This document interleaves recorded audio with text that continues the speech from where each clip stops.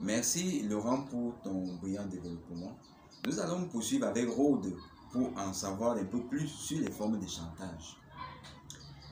Merci Serge pour la parole donnée.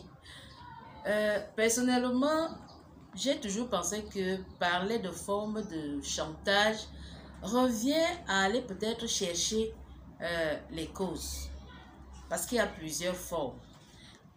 Comme nous l'avons annoncé au début de cet entretien, le chantage, qui est déjà un vice, englobe plusieurs autres et trouve ses origines dans d'autres vices. On peut par exemple parler du matérialisme, s'il faut parler du chantage financier, où on va faire peut-être des enlèvements ou alors profiter d'une situation pour extorquer de l'argent à l'autre. Ça, c'est le matérialisme. On veut se faire de l'argent et puis on procède par chantage. Il y a l'égoïsme.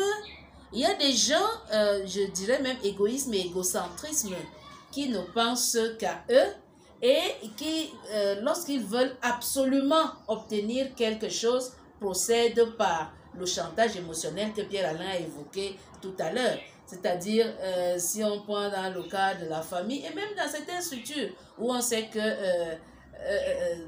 si on prend dans le cadre des couples, où la femme va utiliser ce petit chantage pour obtenir quelque chose de son époux. Ce n'est qu'un cas, un exemple. Elle va utiliser un moyen de pression en donnant même l'impression à son époux que c'est lui le fautif. C'est-à-dire, elle pose un problème qui est d'abord faux, et puis elle va procéder par tous les moyens que nous connaissons avec les femmes pour donner l'impression, pour amener son mari à se sentir coupable, pour pouvoir obtenir ce qu'elle veut bien avoir. Il y a ce chantage-là, dont il y a l'égoïsme, l'égocentrisme. Le chantage trouve beaucoup plus aussi son origine dans l'absence de tolérance.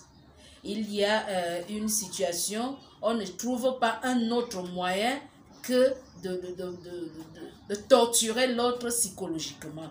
Il n'y a pas moyen de dialoguer.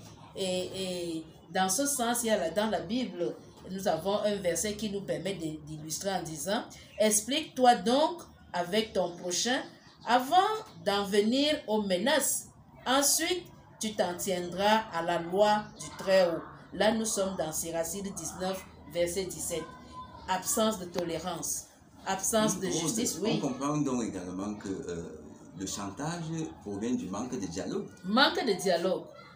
Et j'insiste sur l'absence de tolérance, où on voudrait vraiment se faire justice et avoir raison, et comme ça on va procéder par cette intimidation-là, par cette violence psychologique. On ne veut pas dialoguer, comme tu dis, on ne veut pas discuter à tête reposée avec les autres.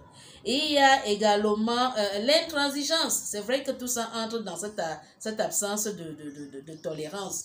L'injustice qui encourage également